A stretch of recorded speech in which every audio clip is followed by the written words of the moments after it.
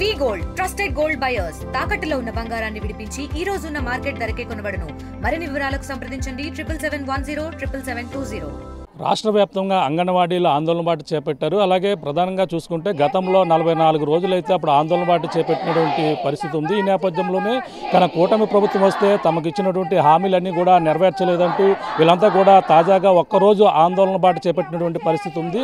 కాకినాడ జిల్లా వ్యాప్తంగా కూడా అంగన్వాడీ సెంటర్ల వద్ద కాకుండా ఈ రోజైతే ఏదైతే కార్యాలయాలు ఉన్నాయో కేంద్ర కార్యాలయం వద్ద అయితే ఆందోళన బాట చేపట్టినటువంటి పరిస్థితి ఉంది. ప్రస్తుతం మనం చూడొచ్చు ఒక కాకినాడ జిల్లాలోని అంగన్వాడీలందరూ కూడా ఆందోళన బాట చేపట్టినటువంటి గతంలో ఏవైతే తమ సమస్యలు ఉన్నాయో సమస్యలన్నీ కూడా పూర్తిగా పరిష్కరించాలంటూ అలాగే తమకు ఏదైతే హామీలు ఇచ్చారో హామీలన్నీ కూడా నెరవేర్చాలి. అలాగే సామాన్యులకి ఏవైతే ఈ యొక్క ప్రభుత్వ పథకాలన్నీ కూడా వర్తిస్తాయో అవన్నీ కూడా వర్తించాలంటూ వీళ్ళంతా కూడా ఆందోళన చేపట్టారు. అలాగే మినీ వర్కర్తో కాబట్టి అలాగే అంగన్వాడీ కార్యకర్తలు అలాగే ఇక్కడ సంబంధించినటువంటి ఇక్కడ ఉన్నటువంటి జిల్లా అధ్యక్షులు ఉన్నారు. మాట్లాడే ప్రయత్నం చేద్దాం.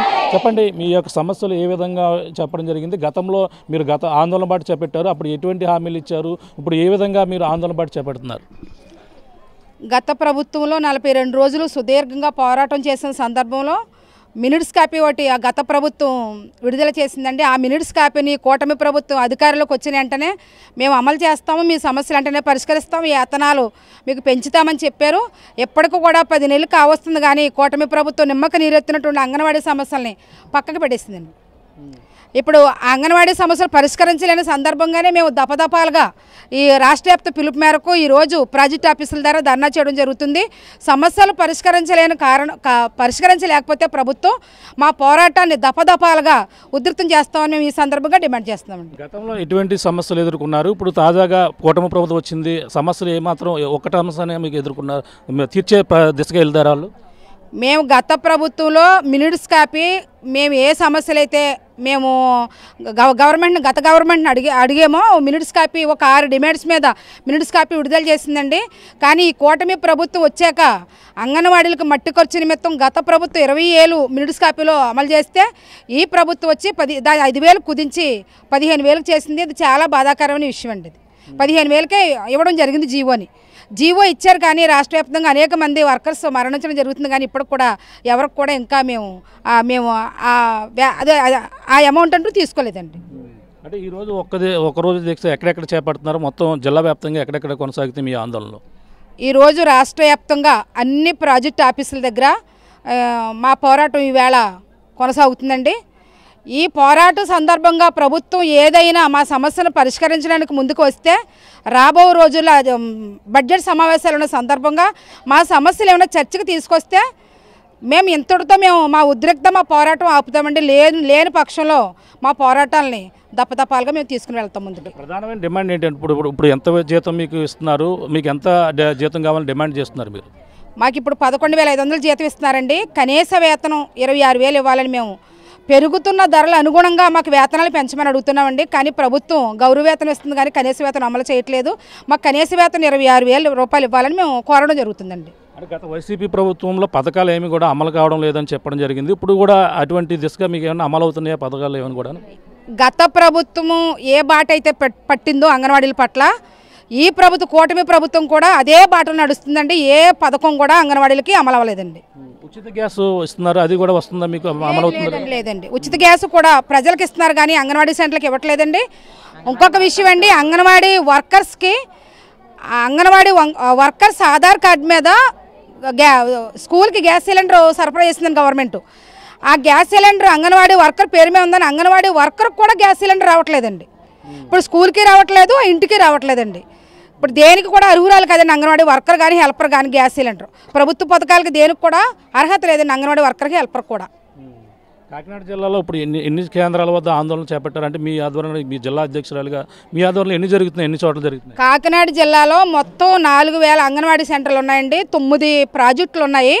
జిల్లా వేజ్గా 9 ప్రాజెక్టుల్లో Peddapuram, Sankhavaram, Prathipadu, Thallarevu, Kakinada rural, Kakinada urban, Pithapuram project ఈవేళ జిల్లా వ్యాప్తంగా అన్ని ప్రాజెక్టుల ముందు కూడా ధర్నా చేయడం జరుగుతుందండి. సిఐటి నాయకులు ఉన్నారు, మాట్లాడే ప్రయత్నం చేద్దాం. చెప్పండి, ఏంటి ఆందోళన బాట చేపట్టారు, మీరు ఈ మద్దతు ఏ విధంగా తెలియజేస్తున్నారు వీళ్ళకి? ఈరోజు సిఐటిగా వీళ్ళు చేస్తున్న పోరాటానికి మేము మద్దతు తెలియజేస్తూ అలాగే గతంలో వైసీపీ ప్రభుత్వంలో ఏదైతే పోరాటం చేశారో అప్పుడు కొన్ని జీతాలు ఒకటి మినహా ఉన్నాయన్నీ కూడా అమలు చేసుకోవడం జరిగింది. అయితే ఈ రోజున కూటమి ప్రభుత్వం అధికారంలోకి రాకముందైతే వీళ్ళు చేస్తున్న పోరాటానికి మద్దతు తెలియజేస్తామని చెప్పేసి ఇప్పుడు సీఎం చంద్రబాబు నాయుడు గారు వెళ్ళి వీళ్ళ ఆందోళన మద్దతు తెలియజేస్తూ మేము అధికారంలోకి వస్తే మెరుగైన జీతం కల్పిస్తాం, అలాగే మిమ్మల్ని కూడా సంక్షేమ పథకాలు వచ్చేటట్టు చూస్తామని చెప్పేసి ఆయన హామీలు ఇవ్వడం జరిగింది. అయితే ఈ రోజున సుమారు 9 నెలలు పైబడి అవుతున్నా సరే ఈ రోజున కూటమి ప్రభుత్వం అధికారంలోకి వచ్చిన తర్వాత ఆ జీవోలు ఏమైతే ఉన్నాయో అవి బట్టి ఖర్చు అనేది 20,000 రూపాయల నుంచి 15,000 రూపాయలకే తగ్గించడం జరిగింది. అయితే జీవో మినిట్స్ కాపీలో 20,000 ఇమ్మన్నా సరే గవర్నమెంటు ఇప్పుడు ఆ 5,000 తగ్గించి 15,000 రూపాయలే చనిపోయిన మట్టి ఖర్చుల నిమిత్తం ఇస్తూ ఉన్నారో, అలాగే వీళ్ళకి పిల్లలకి PF PSA సౌకర్యం ఎప్పుడు బట్టి అడుగుతూ ఉన్నారో అవి మాత్రం కల్పించలేదు. వీళ్ళకి సమాన పనికి సమాన వేతనం కావాలని చెప్పేసి మేము CITగా డిమాండ్ పెడతా ఉన్నాం. ఈ రోజున 11,000 రూపాయలతో ఏ ఎమ్మెల్యే కానీ ఏ ఎంపీ కానీ లేకపోతే ఏ క్యాబినెట్ మినిస్టర్ కానీ నెలకు సుమారు వాళ్ళ కుటుంబ పోషణ జరుగుతుందని చెప్పేసి మేము CITగా డిమాండ్ పెడతా ఉన్నాం. వీళ్ళు పిల్లల అభివృద్ధికి పిల్లల విద్యాభ్యాసం గురించి వీళ్ళు తొలిమెట్టు ఇక్కడ అంగన్వాడీ సెంటర్ నుంచే పునాది పడుతుందని చెప్పేసి తెలియజేస్తా ఉన్నాం. అలాగే బాలిక తల్లిదండ్రులకు ఏవేదైతే పౌష్టికాహారం ఉన్నదో సీమంతాలు ఉన్నాయో ఇవన్నీ కూడా గవర్నమెంటే ఆ బిల్లులు చెల్లించి తక్షణం వీళ్ళకి బకాయిద్దులు కూడా చెల్లించి గ్యాస్ కూడా ఉచితంగా సరఫరా ఇవ్వలేని పరిస్థితులు ఈ రోజున ఈ ప్రభుత్వం కూడా ఉన్నదని చెప్పి తెలియజేస్తా ఉన్నాం. ముఖ్యంగా ఈ రోజున పవన్ కళ్యాణ్ గారు ఇక్కడ డిప్యూటీ సీఎంగా ఉండి కూడా వీళ్ళ అంగన్వాడీ సమస్యలు వీళ్ళు కూడా వెళ్ళి ఆ ఇంటికి వెళ్ళి వింతపత్రం కూడా ఇవ్వడం జరిగింది. మీ సమస్యలు పరిష్కరిస్తామని చెప్పేసి చెప్పడం జరిగింది ఆయన. కాబట్టి ఈ రోజున ఆయన కూడా ఆలోచన చేసి ఇక్కడ రాష్ట్ర వ్యాప్తంగా డిప్యూటీ సీఎంగా ఉండి ICDS ప్రాజెక్టు అభివృద్ధి చేసేందుకు నిధులు కేటాయించాలి, అలాగే బడ్జెట్లో కూడా ప్రవేశపెట్టాలని చెప్పి తెలియజేస్తా ఉన్నాం. ముఖ్యంగా ఆంధ్రప్రదేశ్ చంద్రబాబు నాయుడు గారు అయ్యే కూటమి ప్రభుత్వం MP సీట్లన్నీ కూడా భారతదేశంలో BJP పరిపాలన సాగిస్తున్నారు మద్దతు తెలియజేస్తా ఉన్నారు. అయితే TDP ప్రభుత్వం మద్దతు ఉపసంహరించుకుంటే మాత్రం BJP ప్రభుత్వం మైనారిటీలో పడిపోద్దని చెప్పి తెలియజేస్తా ఉన్నాం. అయితే మేము ఒకటే చెప్తాం, మీరు మద్దతు ఇస్తే ఇచ్చుకోండి, మానేస్తే మానేయండి. అయితే ఆంధ్రప్రదేశ్కు రావాల్సిన ప్రత్యేక నిధులు కేటాయించే విధంగా మీరు డిమాండ్ పెట్టాలి. ప్రత్యేక హోదా కావాలి, దానివల్ల 90% ఈ ఆంధ్రప్రదేశ్కి ఉచితంగా ఇస్తారు కేంద్ర ప్రభుత్వం, 10% రుణంగా ఇస్తారని చెప్పి తెలియజేస్తా ఉన్నాం. అలాగే రైల్వే డెవలప్మెంట్ జరుగుతుంది, విశాఖ స్టీల్ ప్లాంట్ డెవలప్మెంట్ అభివృద్ధి జరుగుతుంది అని చెప్పేసి మేము తెలియజేస్తా ఉన్నాం. మీరు కూడా ఏదైతే ప్రభుత్వం అవలంబించారో అటువంటి ప్రభుత్వాలు అవలంబించకుండా BJP ప్రభుత్వానికి గట్టిగా డిమాండ్ పెట్టి మనకు రావాల్సిన నిధులు తీసుకురావాలని చెప్పేసి తెలియజేస్తా ఉన్నాం. అయితే ఈ ICDS ప్రత్యేకమైన నిధులు కేటాయించాలి.